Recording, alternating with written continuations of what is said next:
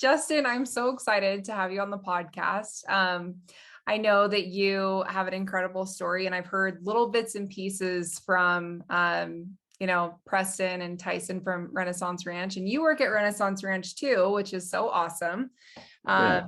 And I've shared before that Preston and Tyson, I probably wouldn't have had the guts to start this podcast had they not really pushed me to do it. And so, so I really just think the world of all of you guys at Renaissance. And and I've heard, like I said, bits and pieces. And so I'm super excited to hear the whole thing. So you can just go ahead and start wherever you would like, and we'll get going. Okay, sounds good. Yeah, I appreciate being invited because Preston and Tyson can definitely push you to, reach your potential, which is good. I love working with those guys because they saw something in me of value, which was cool. And so I've been working with them for, a little while now. So I enjoy it. But yeah, let me just kind of talk about my recovery experience and everything that I've gone through in my life and how that relates to, I guess, the topic of the podcast, which is, kind of people who have fallen away from the church and come back. My story starts, as a child who never felt okay in his own skin. I grew up thinking that there was more to life. As an early child, I never felt comfortable being just myself. I always wanted to be like that other person. I wanted to have, bigger muscles, or I wanted to be, more talkative or less anxious. I didn't make friends easy, which, really kind of limited me, I guess you could say. I was a member of the church pretty much my whole life. Wasn't really too active in my teenage years, but prior to, about age 12, 13, I went pretty much all the time. Those are things that the gospel truths and the principles that you learn, those stick with you. At least they did with me. They stuck with me. And so throughout my addiction, you kind of have that nagging voice in the back of your head of better. You shouldn't be doing this. And you kind of have to say, screw you or ignore it in order to continue in your addiction. And then you start to build up this shame bank on your back of reasons why you're a POS, or reasons why you're not worthy. And that was kind of hard. And that was something I had to get through. But yeah, I was always pretty talkative as a child until I started to get teased, I guess you could say. And so I got bullied in school.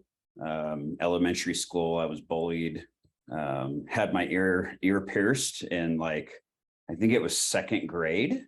And in California back then in the 90s, that was kind of not a big cool thing. But I thought it was cool. I loved it. But I had my earring ripped out. There was just, it was crazy. Just constant bullying where I felt, here's another reason why I can't be myself.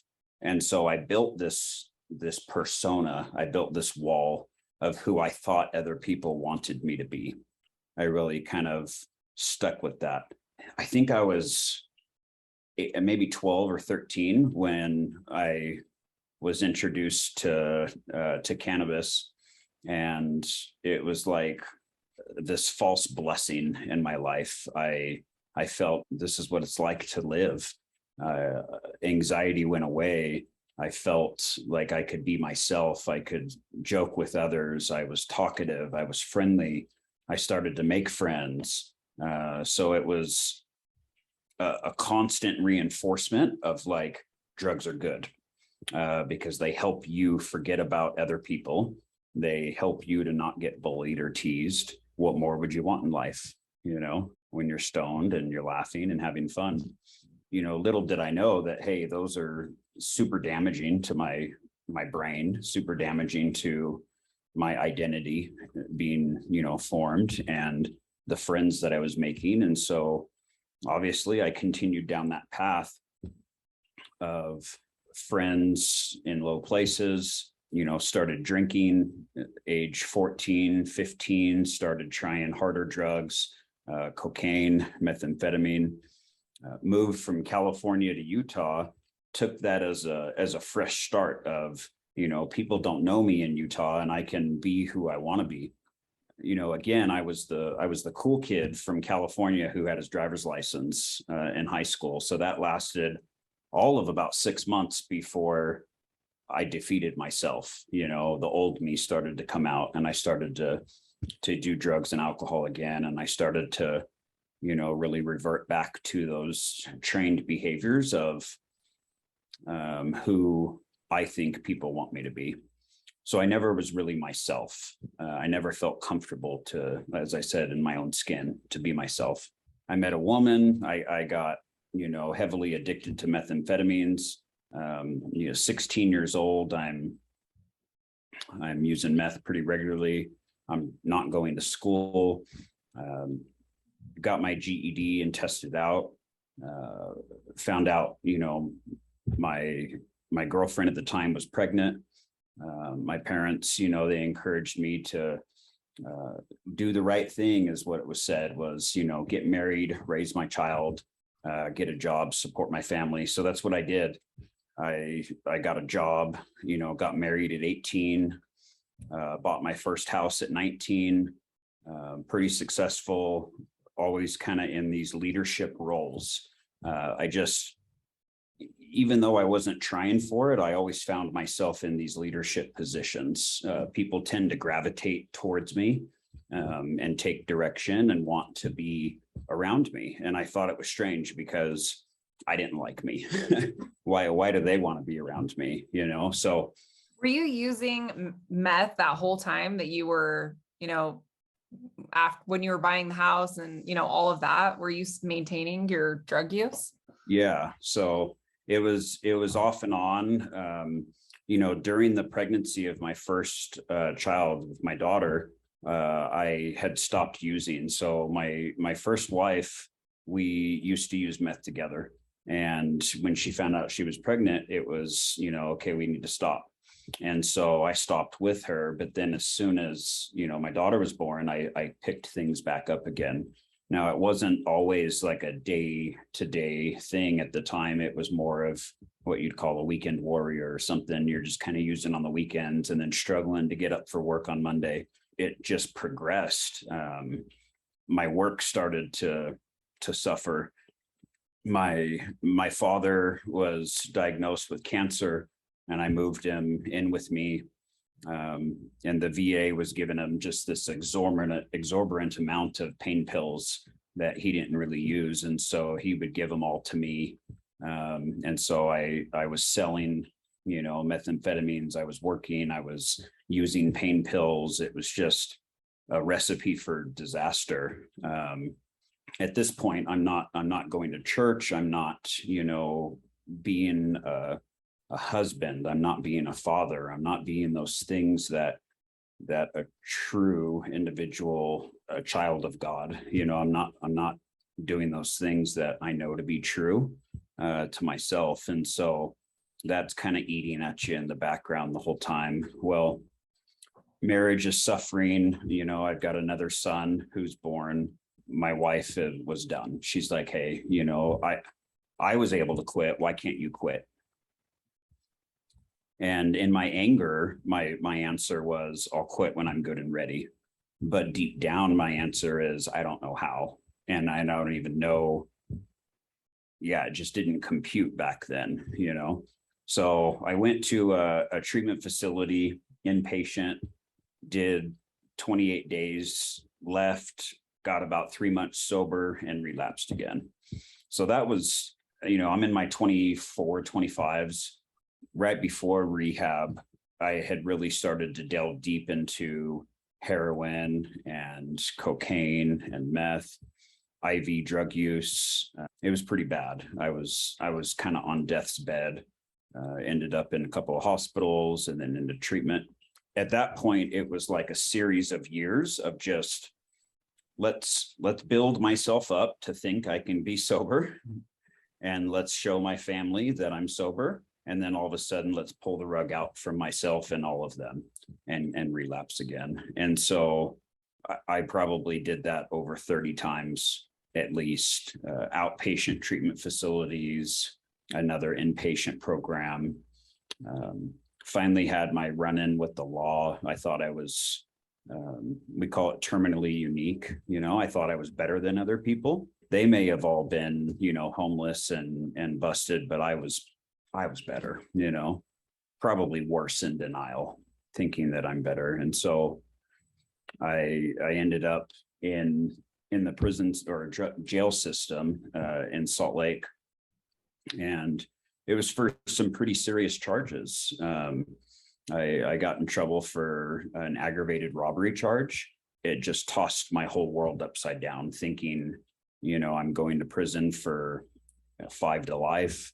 And at that point, of course, when you're sitting in a jail cell, you're making pleadings to God, hey, just please get me through this, get me out of this, and I'll never do it again. I promise I'll stay sober. And you believe it. At least I did. I believed it. I thought I would stay sober.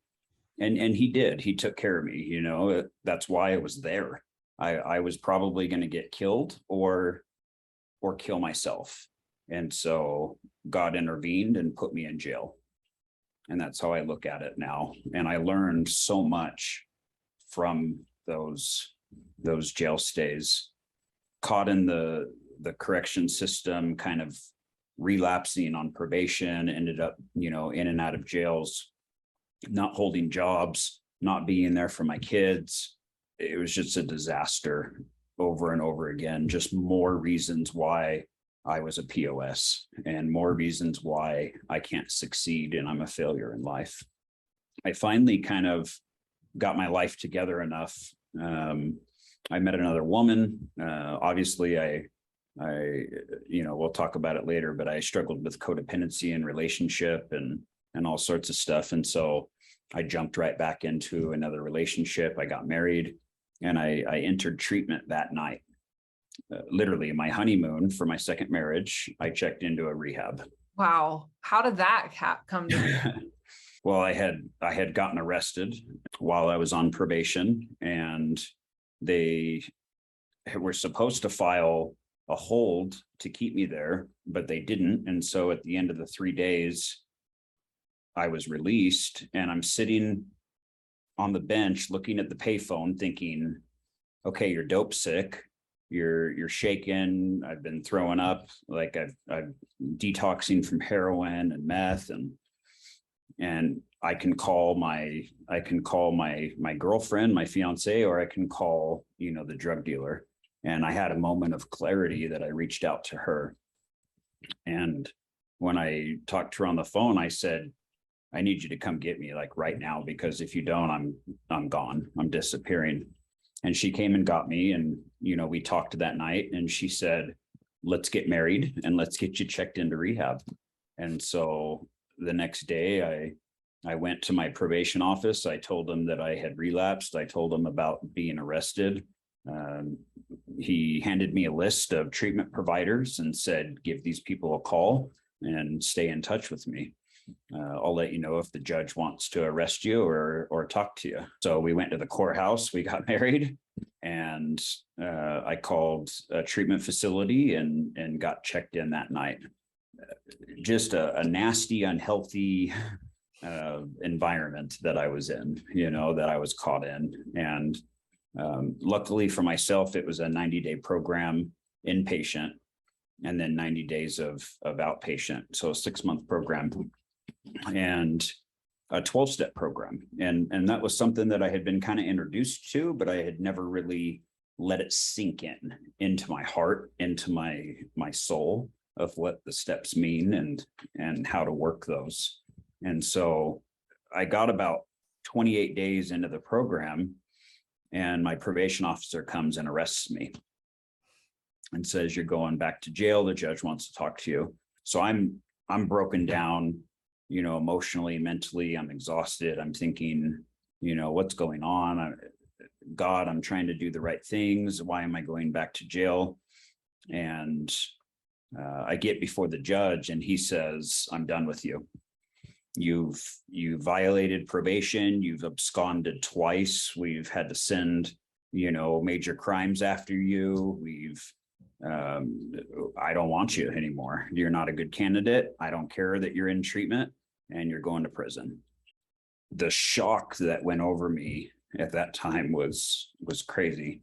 And the bailiff kind of takes me back into my cell, and it felt like an eternity sitting there, but it was probably only a couple of minutes. And the bailiff grabs me and pulls me back out into the courtroom. And the owner of the treatment facility is standing up there, and he's talking with the judge. And the judge brings me back out, and he says, that the owner is vouching for me. He says that you won't leave the program. You won't go on anything. They're going to keep you there. You don't get to participate in offsite passes or anything like that, but I'm going to give you a chance to complete this program. Wow. So yeah, huge moment of, what I call a God shot, but I'm so stuck in denial, and I have such a huge ego that as I get released and I'm getting picked up by the program director, my cockiness, my ego, everything comes right back to me. And I'm just talking like I deserve another chance. And he stops me dead in my tracks and says, who the F do you think you are? Like, you don't know crap about recovery. You don't know anything. You haven't gone to any optional meetings. You haven't worked any steps. You don't have a sponsor. You're just doing what you think you want us to, or what we want you to do, and saying what you think we want you to say. You're not getting real with your therapist. You're not doing anything. I'll take you back to jail, or you can get honest with yourself and get honest with us and work a program. So I give it a shot. He said, I want you to take every suggestion I give you and do it. And begrudgingly, I did them. He said, I want you to go to the 7 a.m. optional meetings. I went to them. He said, I want you to get a sponsor. I asked a guy to be my sponsor. He turned me down. I got all pissed off. I didn't want to do it again. More reasons why I'm defective. And then I asked another person. I got a sponsor. My sponsor said, call me every day. What are we going to talk about? I'm in treatment. Who cares? Give me a call. So I called him every day, and Jedi trick. He's building rapport with me, so that when it comes to the 4th step and 5th step process, I feel comfortable sharing. At some point in the program, God started to work in my life in a way that I recognized it. And I was reading through the big book, and it came to a section that talks about it's step 11, and I think it's page 87, 86, 87, 88. It talks about when we retire at night, we reflect upon our day. When we wake up in the morning, we think about the day ahead. Where have we been dishonest and selfish, and where can we be of service to others? And as we pause throughout the day, when doubtful, we seek guidance. And I started physically and mentally and with my heart doing those things. So every morning I would get on my knees and I'd pray. And literally my prayers started with, what up, God? Because I didn't feel comfortable saying, Dear Heavenly Father, or Lord, or anything like that, because I had God had a bullseye that I was out to get him, because XYZ, whatever, pick a number. And so I'd say, what up, God? I don't know what I'm doing here on my knees, but I'm just going to read this passage and think about those things. And so that's what I did. And I thought about my day. Where can I be of service to others? And I'd say, God, help me be of service to others today. And then I would, be open to those suggestions. And if somebody was doing something I could help, I started helping them with it. If somebody wanted someone to volunteer for something, I volunteered for it. At the end of the day, I did the same thing. The biggest thing that I asked them for was help me to do the things I don't want to do. Because I was selfish.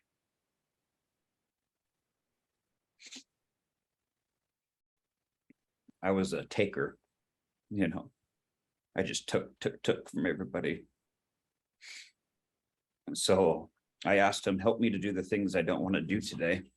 And he did. You know, I'd say, oh, I got to brush my teeth. And I'd hear my voice, I don't want to do that right now. And then I'd hear my voice again, you got to do it. And so I'd get up and do it, you know. So it literally went like that for the rest of my treatment. You know, I worked steps. I continued with my sponsor. I graduated the program. I went right into my aftercare, and I was living in Salt Lake Valley, and treatment was in Heber City. So that was an hour and 15 minute, maybe an hour and a half drive. And I went to groups Monday through Friday. And I drove every day to work, and I didn't miss a day for 90 days because that was what was suggested of me. So I did it, and it wasn't easy, especially like when I got out of treatment. I couldn't keep my kids on the weekends. I didn't know how to manage the stress. My ex-wife would call me and say, hey, you know, come get the kids. I'd go get them. By the end of that night, I was pulling up my hair and wanting to relapse again. And I just didn't know how to do it. And so I would lean on the people in the program. I would call them. I would unburden myself. You know, I would share my secrets, those things I was telling myself of, you know, oh yeah, just go relapse or just go have a hit. You'll be okay.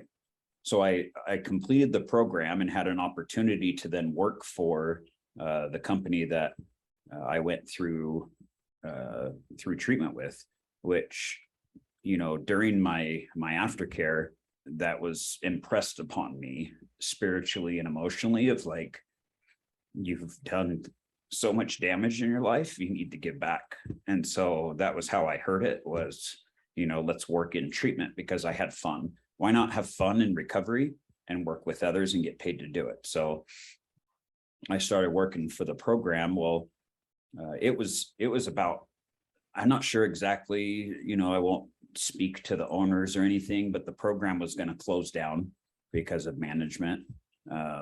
And they basically got rid of all the staff, the investors who owned the company, got rid of everyone except me, who was working a graveyard shift, and one of the therapists. And then they brought in a new CEO, and he gave me an opportunity because I asked for it. Like, I just, you know, I have the mentality of the squeaky hinge gets the grease. So if you don't ask, you don't ever get to move up. You don't ever get to do anything, you know, if you never ask. And so I said, I've been paying attention to everything. I went through this program. I think I can run this program, you know, give me a chance to help you out. So he did. And he sent me back to school. I went back to school for a substance abuse degree and business administration. And I got halfway through that and I started to let my program slip. And I started to treat my job as my recovery. I stopped doing those things that were suggested. I stopped going to those morning meetings. I stopped reading the big book. I stopped, you know, I was still in an unhealthy marriage and I relapsed. You know, I relapsed 3 years, 3.5, almost 4 years into recovery while working at a treatment facility. And that's not a good thing.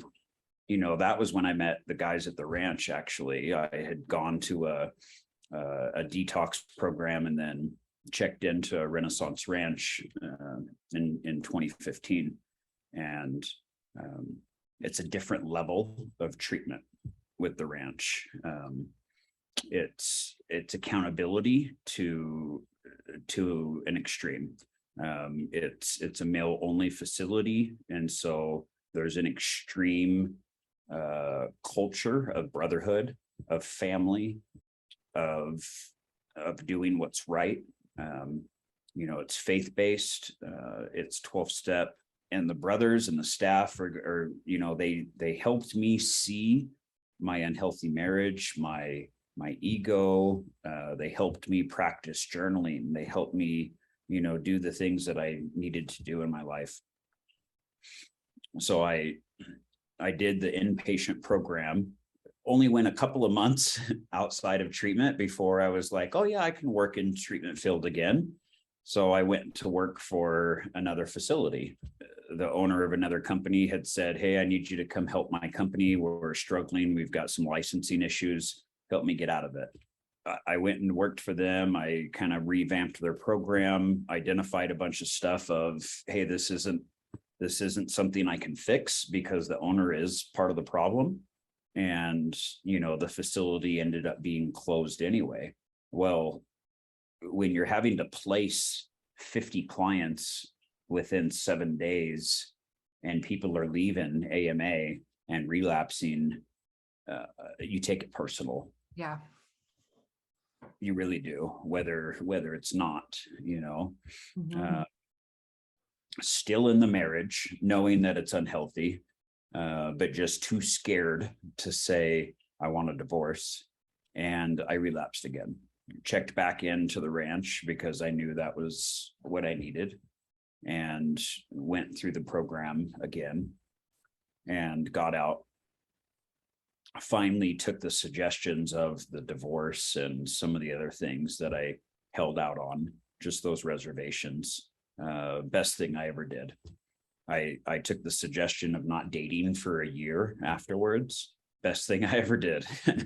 I can't tell you how many lessons I learned by not dating for a year. The peace that you gain, the identity you form by not doing that.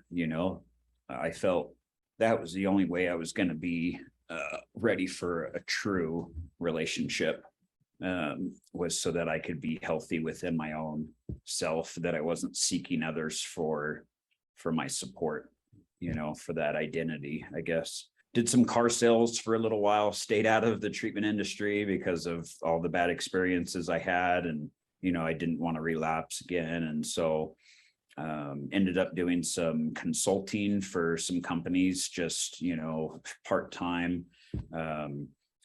Met a couple different owners, had an opportunity to move to Pocatello, and finally kind of hired into a full-time position again, managing a treatment facility. Was hired to basically kind of expand upon a program. When I got here to Idaho, I realized, oh crap, Idaho is poor in recovery. There's nothing here. At least there wasn't at the time. There was, I think, 3 residential facilities and maybe 40 outpatient, if that. Sparse recovery, 12-step meetings, just everything spaced out and just not very good. Had an opportunity to open up 5 other locations for this company across Idaho. So, expanded their footprint and, really started kind of building a recovery network. All in all, staying in touch with the guys at the ranch. And, Tyson reached out to me, Preston, and said, hey, we want to go into Idaho. Will you come work for us? And I turned him down. No, I don't want to do it. I'm making more money over here and I'm happy, and too much stress though. Like I was getting back into my ego, a little big for my britches, and, thinking I've got it all under control, and, God had other plans for me. So ended up, meeting a beautiful woman who's sane, who doesn't have the issues of relationship issues. Got married before, backing up just a little bit, when I moved here to Idaho, I started going back to church as well. That was integral for my life and for me, because I started jumping back into, there is a gospel that's not defined by the culture.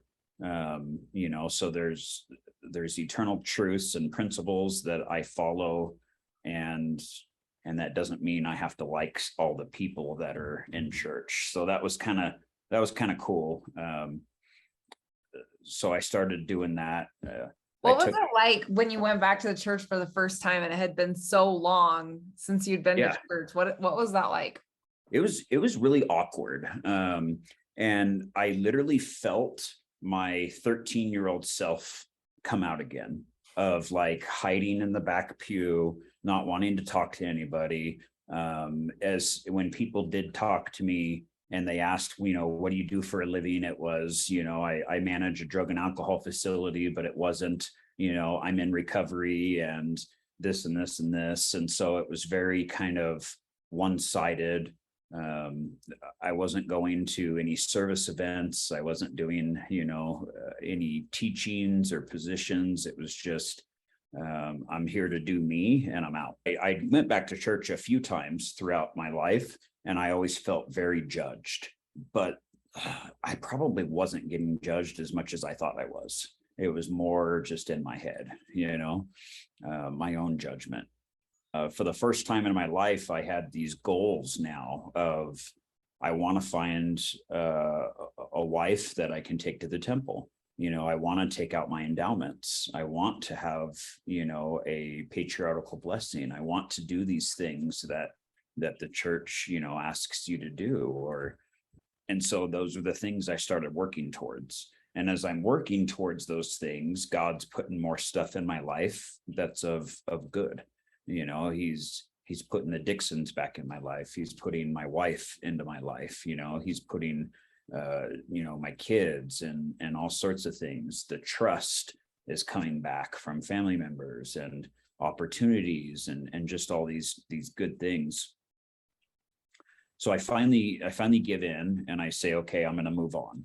But I still want to do some other things. Like I still want to open up my own facility. I still had, pretty big aspirations for that, but I want to go work with the ranch. It's the right thing to do for me because it has good values. It's a good culture.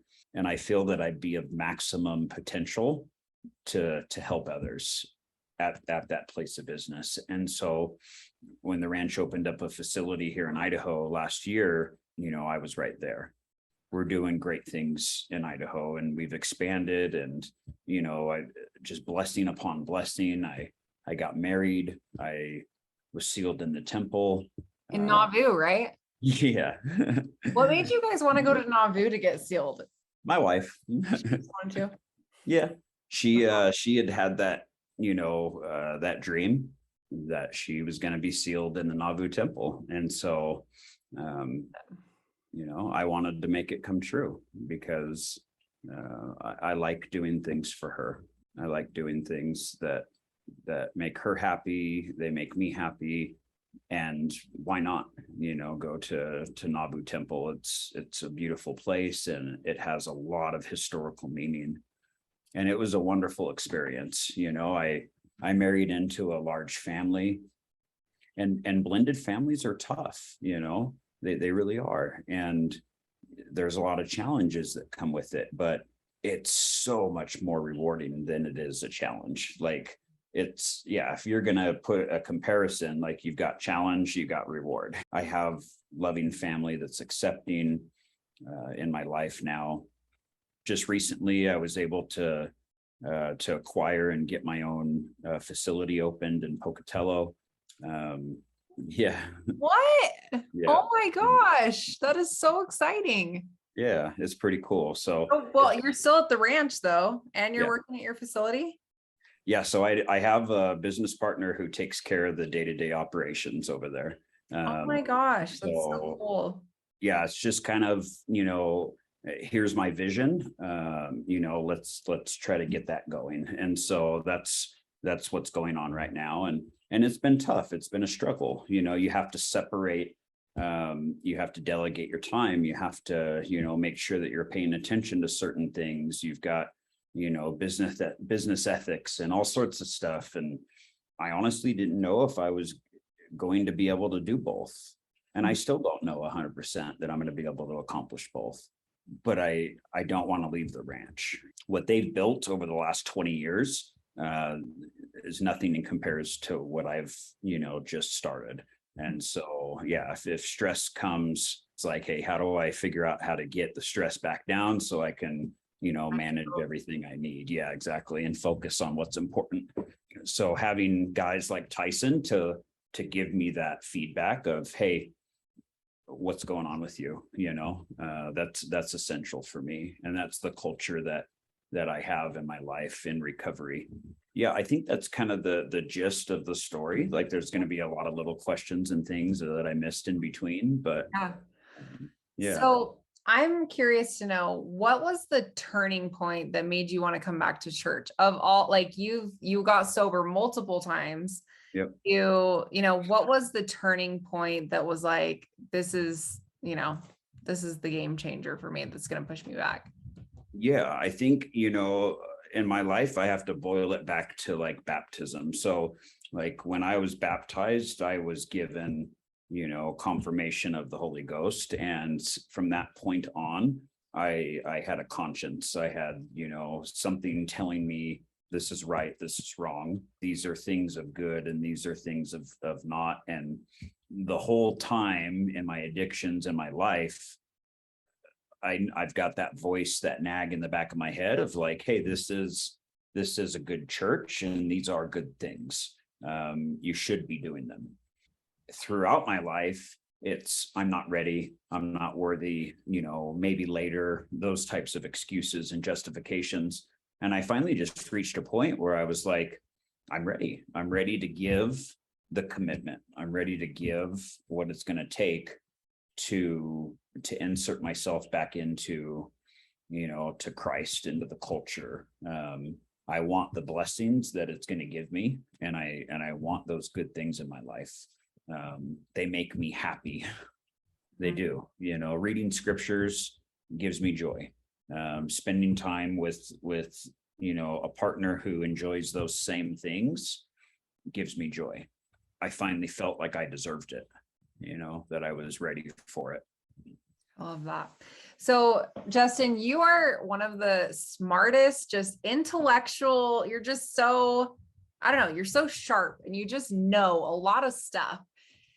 That's something that's been very loud on social media and whatnot, is a lot of people leaving the church over many different things, over either church history stuff, over church culture stuff, over, for whatever reason, there's a lot of stuff on the internet that, people encounter and they, pulls them away from the church. And I would love to hear your thoughts on, how do you face like challenging questions, or, how, like, what kind of anchors your testimony when there's a lot of things out there that, shake a lot of testimonies?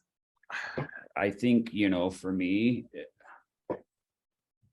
it just goes back to like the challenge, or the invitation, I should say, in the beginning of the Book of Mormon. It talks about, like, if you read this Book of Mormon with an open heart and ask of God if this is true, then it shall be given to you. The knowledge shall be given to you.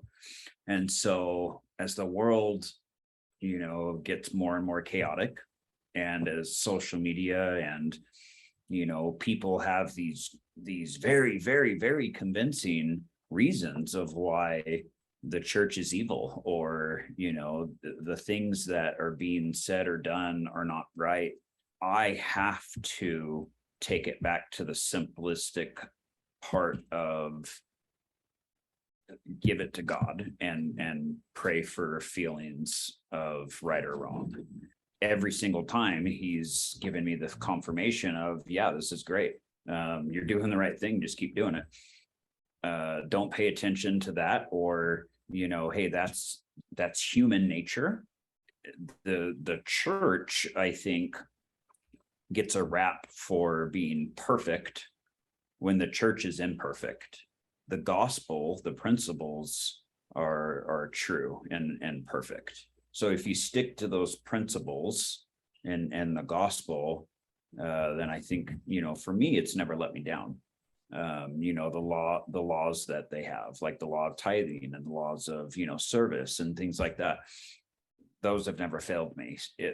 Now people are fallible and human nature. So yeah, people are going to piss you off, and people are going to do things that don't make sense. And, there's even going to be bishops and leaders and all sorts of stuff where crazy stuff happens, and you have to just look at it and say, is that God or is that human? And then you've got to pray for your direction, take it back to that invitation of, is this true? What advice do you have for somebody that is struggling to come back to the church? Coming back to the church, that's a tough one because it's going to be a different reason for everybody on why they stay away from the church. But for me, I would just advise people to really take a look at why they're staying away from the church. Is that really a good enough reason for all the blessings that you could have? Practice the principles in your home, in your own life, and see if those are giving you the blessings and the things that the church says that they're going to give you. Put it to the test. That's what I always say. Put it to the test. Like, pay your tithing and see what happens. Go say your prayers. Get up in the morning and get it. At night, say your prayers. Read some scripture. Does it feel good? Does it not feel good? Those are the things that, I think are going to just ring true for people. Now, if you're struggling with anxiety or fear and all that type of stuff about returning to church and feeling judged, that crap is real. Like that's rough. And I had to get through that. But the only way for me to get through that was to force myself to do it and then to talk to people and make friends, because people are afraid of the unknown. People fear what they don't know. So if you show up and don't talk to anybody, they're just going to pass judgment, or they're going to assume, and you're going to assume what they're assuming. And it's just a disaster. So you just cut it out and talk with them, let people get to know you, because every person in this world, I think, has value. And we're all unique and we all have gifts. And so if you're true to your gifts and you're true to your value systems, then there'd be no reason why people don't like you. I love that. Well, this has been so awesome. And your story is so amazing. And I just appreciate you taking the time with me to share your story. And it's incredible to see how God can take somebody that has all these problems and struggles. And I mean, I know from my own personal experience, and turn you into something so awesome. And, you have this beautiful family, and, you just got married in the temple. You have an awesome company that you work for, and you just started your own. Like, it's just incredible to see how the Lord can totally transform people's lives. So thank you so much for taking the time with me, and I really appreciate it.